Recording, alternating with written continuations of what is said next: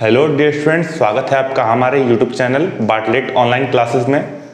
दोस्तों, इस वीडियो से हम शुरू करने जा रहे हैं क्लास 10th के मैथ्स का चैप्टर 8 जिसका नाम है ट्रिग्नोमेट्री यानी त्रिकोणमिति। दोस्तों, यह आपके मैथ्स चैप्टर का बहुत ही एक महत्वपूर्ण अध्याय है जो बोर्ड में सबसे अधिक नंबर के आते हैं। तो इस वीडियो को एंड तक देखें और हमारे साथ बने रहें, और वीडियो के एंड में एक बार लाइक, सब्सक्राइब, कमेंट और शेयर करना ना भूलें। तो आइए शुरू करते हैं बिना किसी देरी के। चैप्टर 8 ट्रिग्नोमेट्री जिसका नाम है त्रिकोणमिति।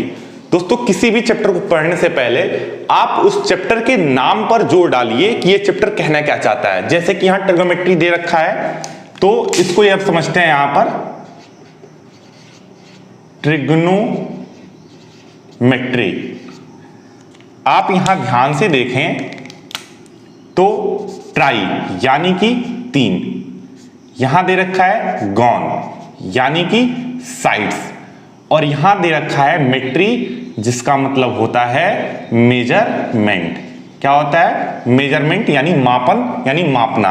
यानी ट्रिग्नोमेट्री खुद ये बात कहना चाहता है कि 3 साइड्स का मेजरमेंट। और 3 साइड्स किसके होते हैं? ध्यान दीजिए, जोर लगाइए, 3 साइड्स होते हैं ट्रायंगल के, है ना। मैक्सिमम चीजों के होते हैं, लेकिन यहां हम ट्रायंगल की बात कर रहे हैं जिसके कितने होते हैं साइड्स? 3 साइड्स होते हैं। और तो यहां हम इसकी 3 साइड्स को बना लिए हैं और इसे एनसीईआरटी बुक के हिसाब से इसकी नेमिंग करते हैं ए, बी और सी।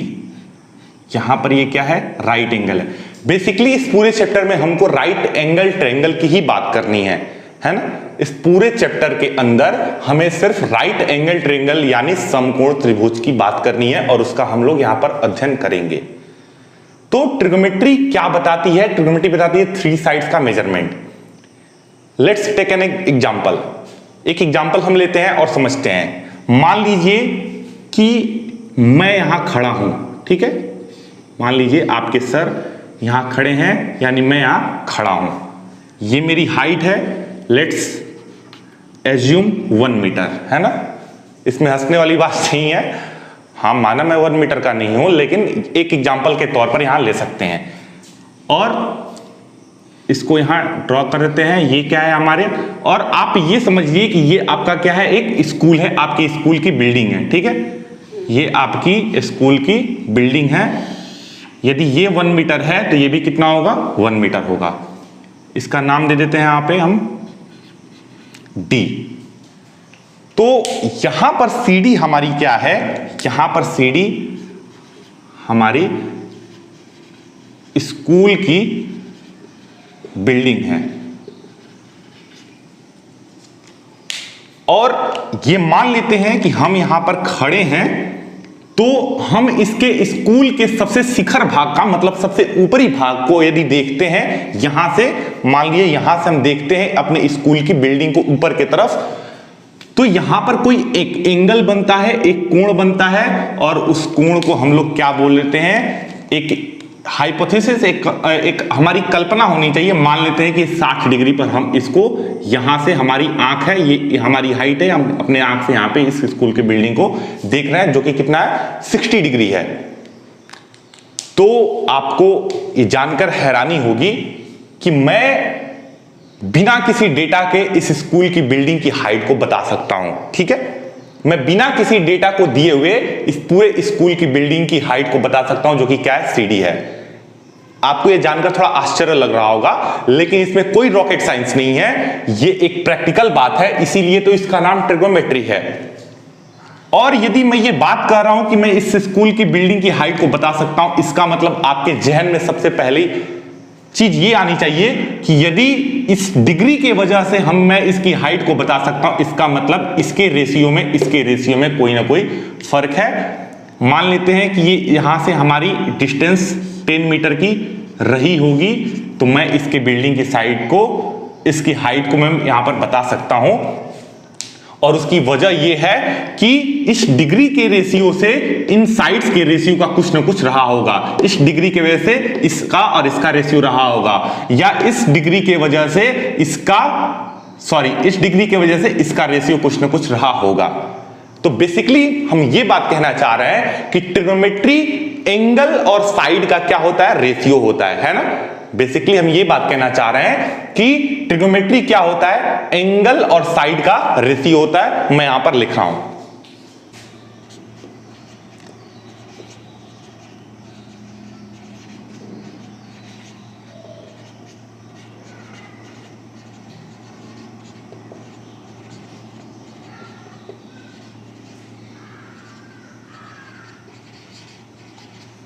तो यहां मैंने लिख दिया है trigonometry is the ratio of sides and angle, यानी ट्रिग्नोमेट्री साइड का और एंगल का क्या होता है, रेशियो होता है, अनुपात होता है। ठीक है, तो फिर रेशियो क्या होता है, इसके रेशियो को कैसे हम समझेंगे कि इनकी रेशियो क्या निकल के आती है। ठीक है, तो दोस्तों ट्रिग्नोमेट्रिक रेशियो को समझने से पहले आप ये समझ लें कि इनकी रेशियो को हम पढ़ते क्या है, इनकी साइड्स को हम पढ़ते क्या है। बेसिकली जिस डिग्री से बात की जाती है, जिस कोण से बात की जाती है, उसके अपोजिट साइड को हम लोग क्या बोलते हैं, इसकी अपोजिट साइड मतलब ठीक इसके सामने वाली साइड्स को हम लोग क्या बोलते हैं, बोलते हैं इसको हम लोग लंब, और इसकी इंग्लिश होती है परपेंडिकुलर। परपेंडिकुलर यानी जिस डिग्री से हम बात कर रहे हैं उस डिग्री के ठीक अपोजिट यानी सामने वाली जो साइड्स होती है उसको हम लोग बोलते हैं लंब, और जिसको इंग्लिश में बोलते हैं परपेंडिकुलर। और जिस पर ये हमारा लंब टिका होता है उसको हम लोग बोलते हैं आधार यानी कि बेस। और जो साइड हमारे 90 डिग्री के ठीक सामने हो, मतलब इसके सामने हो, उसको हम लोग बोलते हैं कर्ण, और इसको इंग्लिश में हम लोग बोलते हैं हाइपोटेनस। क्या बोलते हैं, हाइपोटेनस। और इसके शॉर्ट फॉर्म को हम ऐसे समझ लेते हैं, इसके शॉर्ट फॉर्म को ही हमको पढ़ना है। इसको हम लोग P से डिनोट करते हैं, इसको हम लोग B से डिनोट करते हैं, और इसको हम लोग H से डिनोट करते हैं।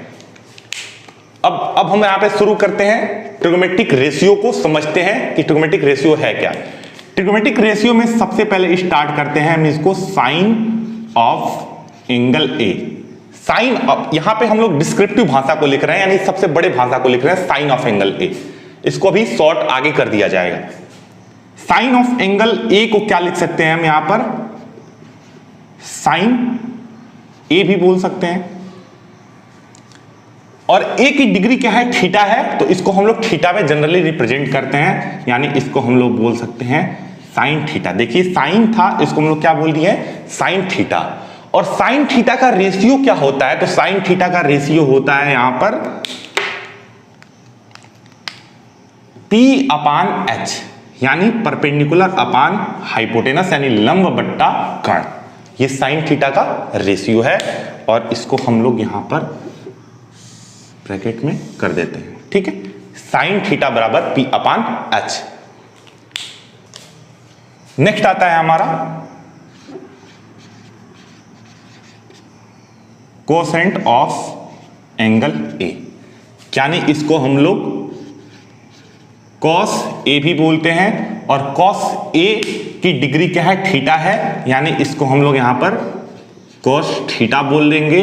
और कॉस थीटा का रेशियो क्या होता है, तो कॉस थीटा का रेशियो होता है बेस अपान हाइपोटेनस, यानी कॉस थीटा की रेशियो को हम यहां क्या समझे, बेस अपान हाइपोटेनस। ठीक है, थर्ड आता है इसके बाद हमारा टेंजेंट। इसको हम लोग क्या बोलते हैं, टेंजेंट ऑफ एंगल ए, यानी इसको हम लोग टेन ए भी बोल सकते हैं। और ए की डिग्री क्या है, थीटा है, यानी इसको हम यहां पर टेन थीटा बोल दिए। और टेन थीटा का रेशियो क्या होता है, तो टेन थीटा का रेशियो होता है P/B, परपेंडिकुलर अपान बेस, यानी लंब बट्टा आधार।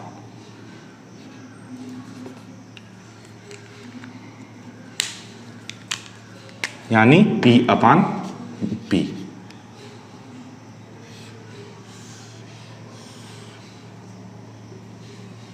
ठीक है, तो ये इतनी सारी ट्रिग्नोमेट्री की वैल्यू है, इसके बाद भी है, लेकिन इन तीनों की उल्टा है। बेसिकली मेन तीनों यही बहुत ज्यादा इंपॉर्टेंट है और इसी को आपको ध्यान में देना है। एक प्रैक्टिकल बात और आपको बता रहा हूं, जो कि क्या है, आपका एक फॉर्मूला है। साइन थीटा क्या है, P अपान H। यहां पे हम लिखते हैं साइन थीटा क्या है, P अपान H, और कॉस थीटा क्या है, P अपान H। तो ये आपको पता होगा कि जब भी a बाई बी और c बाई डी के फॉर्म में हो तो a बाई बी यहीं रह जाता है और c बाई डी जाके उल्टा हो जाता है। इसका मतलब h से h क्या हो जाएगा, कट जाएगा, और यहां आगे बचेगा क्या, यहां आगे बचेगा p अपान b। p अपान h क्या था, साइन थीटा, और b अपान h क्या था, कॉस थीटा, और जब इसको हम काटे तो आया क्या, P अपान बी, और ध्यान से देखिए P अपान बी क्या होता है, tan थीटा, है ना। मजेदार बात, यानी साइन थीटा और cos थीटा का रेशियो क्या आता है, tan थीटा। ये आपको यहां काट कर दिखाया जा रहा है कि P अपान H और B अपान H, इन दोनों को काटा गया तो P अपान बी आया, जो कि क्या होता है, tan थीटा। यानी एक फॉर्मूला हमारा नया आ गया कि साइन और कॉस का रेशियो क्या होता है, साइन और कॉस का रेशियो क्या होता है, tan थीटा होता है।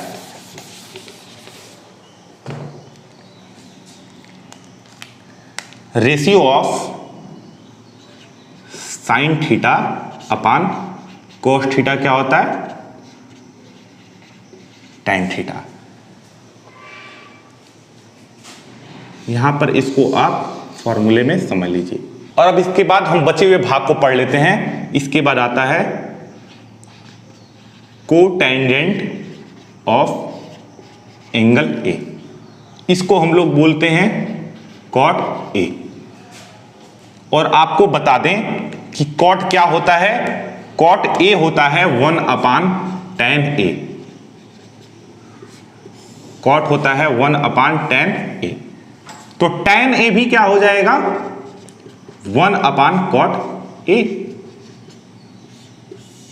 आ रही है बात समझ में, पच रही है कि नहीं पच रही है, बिल्कुल पच रही होगी, क्योंकि क्या मैं ये एक बात कह रहा हूं कि कॉट tan का उल्टा होता है, रिवर्सिबल होता है, तो tan भी तो कॉट का रिवर्सिबल होगा। और अब इसके फॉर्मूले में देखते हैं कि यदि tan का फॉर्मूला P अपान बी था तो कॉट क्या है, tan के ठीक उल्टा है, तो इसका फॉर्मूला भी क्या हो जाएगा, उल्टा हो जाएगा, यानी P अपान बी हो जाएगा। यानी यहां पे हम लिख देते हैं कि कॉट थीटा क्या हो जाएगा, यहां पर इसको थीटा से रिप्रेजेंट कीजिए, कॉट थीटा क्या हो जाएगा, B upon P। I hope ये सारी चीजें आपको डाइजेस्ट हो रही होंगी। यदि नहीं डाइजेस्ट हो रही है तो वीडियो को रिवाइंड करके फिर से आप लोग देखिए बारीकी से मैं क्या बता रहा हूं। नेक्स्ट आता है इसके बाद हमारा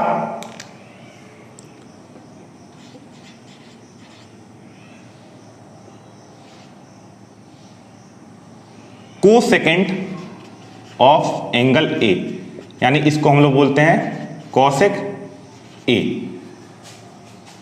और कॉसेक ए क्या होता है, साइन ए का उल्टा होता है, यानी 1 अपान साइन ए होता है ना।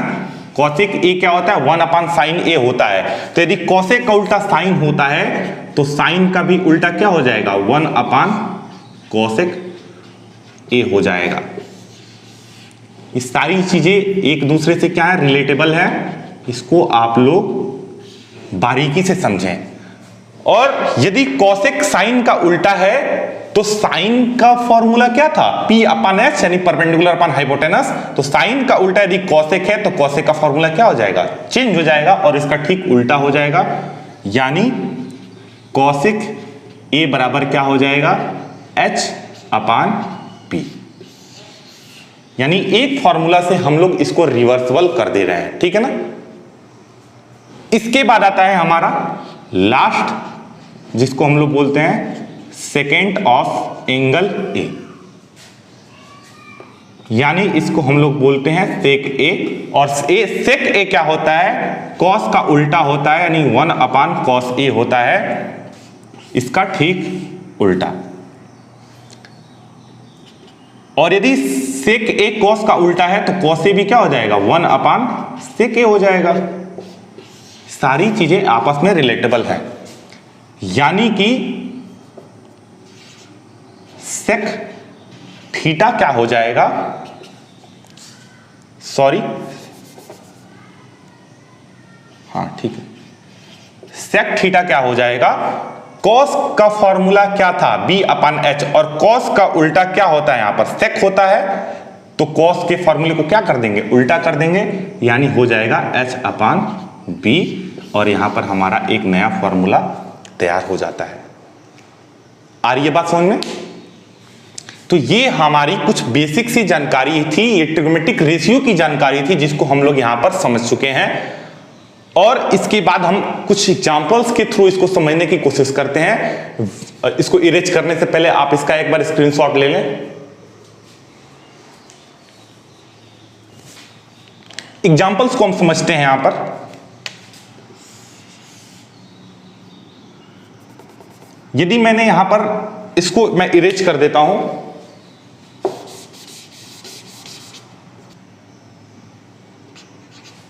मैंने यहां एक रेशियो को लिखा है डिजिट्स के रूप में 3, 4 और 5, यानी परपेंडिकुलर के जगह पे मैंने क्या रखा है, 3 रखा है। यहां पर मैं इस डिग्री से बात कर रहा हूं, एंगल ए से, इस बात को आप लोग ध्यान रखिएगा। यहां पे 3 है, 4 है, 5 है।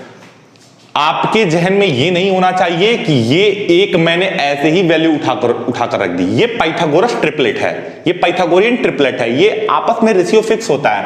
3 का स्क्वायर 9, 4 का स्क्वायर 16, 9 और 16 मिला के कितना होता है 25, जो कि 5 के स्क्वायर के इक्वल होता है, यानी 5 के स्क्वायर क्या होता है 25, यानी इसका स्क्वायर प्लस इसका स्क्वायर किसके स्क्वायर होता है, हाइपोटेनस के स्क्वायर होता है, यानी परपेंडिकुलर का स्क्वायर प्लस बेस का स्क्वायर इक्वल टू हाइपोटेनस का स्क्वायर, ये आपस में क्या इक्वल है। अब मैं यहां पर एक बात लिखूं कि आप बताइए साइन ए क्या होगा, कॉस ए क्या होगा और टेन ए क्या होगा।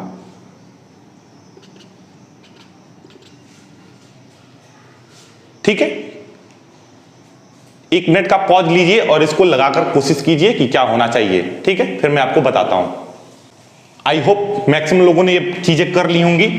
साइन ए क्या होगा, आपको यहां पता है कि साइन थीटा की फॉर्मूला क्या होता है, P अपान H।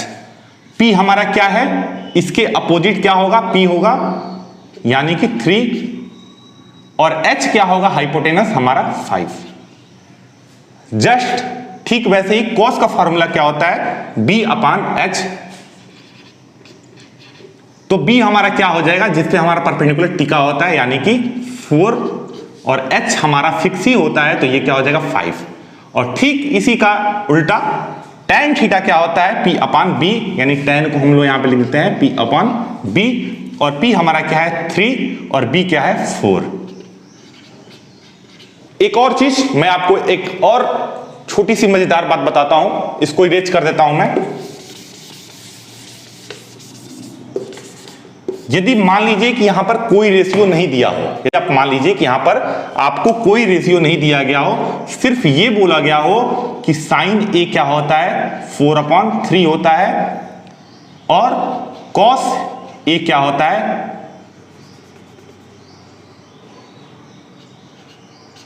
5/3 होता है। ठीक है, तो आप tan ए बताइए, है ना, आप क्या बताइए, tan ए बताइए। तो आपको थोड़ा भी कंफ्यूज नहीं होना है, आप यहां पर फॉर्मूला देख सकते हैं कि साइन और कॉस का रेशियो क्या होता है, tan होता है। इसका मतलब साइन थीटा अपन कॉस थीटा यदि हम कर दें तो क्या हो जाएगा 4/3/5/3, 3 से 3 क्या हो गया, कैंसिल हो गया, और क्या आ गया 4/5, यानी कि tan क्या हो गया 4/5 हो गया। ये हमारा, तो इसको हम लोगों ने कैसे निकाला, इसके साइड्स के रेशियो से निकाला, इनके साइड के अनुपात से निकालना। इसमें कोई भी रॉकेट साइंस नहीं है, इसमें कोई भी ऐसी बात नहीं है जो आपको ना समझ में आए। एक और चीज हम लोग एक निष्कर्ष के रूप में यह देखते हैं कि यदि साइन कॉसेक के रिवर्सिबल है, यदि कॉस सेक के रिवर्सिबल है, और यदि tan कॉट के रिवर्सिबल है, तो इनका परपेंडिकुलर रेशियो क्या होना चाहिए, यानी tan थीटा, यहां ध्यान दीजिए, tan theta into cot theta यदि मैं करूं तो क्या बच रहा है, यदि मैं इसका क्रॉस मल्टीप्लाई कर दूं tan theta into cot theta, तो क्या बच रहा है, सिर्फ 1 बच रहा है। यदि मैं cosec theta into sine theta कर दूं या sine theta into cosec theta कर दूं तो क्या बच रहा है, 1 बच रहा है। देखिए मैं क्रॉस मल्टीप्लाई कर दे रहा हूं। और यदि मैं sec theta into cos theta कर दूं तो भी क्या बच रहा है, 1 बच रहा है। यानी कि ये दोनों आपस में रिवर्सिबल होने के साथ साथ एक दूसरे के साथ क्या है, परपेंडिकुलर हैं, इसीलिए इनका वैल्यू क्या आ रहा है, 1 आ रहा है ना। तो ये आज का हमारा एक बेसिक सा इंट्रोडक्शन था। नेक्स्ट वीडियो में हम लोग एक्सरसाइज के बारे में बात करेंगे। यदि आपको ये वीडियो हमारी पसंद आई हो तो इस वीडियो के एंड में एक बार लाइक बटन पर क्लिक करें, सब्सक्राइब कर दें और यदि पसंद आई हो तो अपने दोस्तों के साथ भी शेयर कर दें।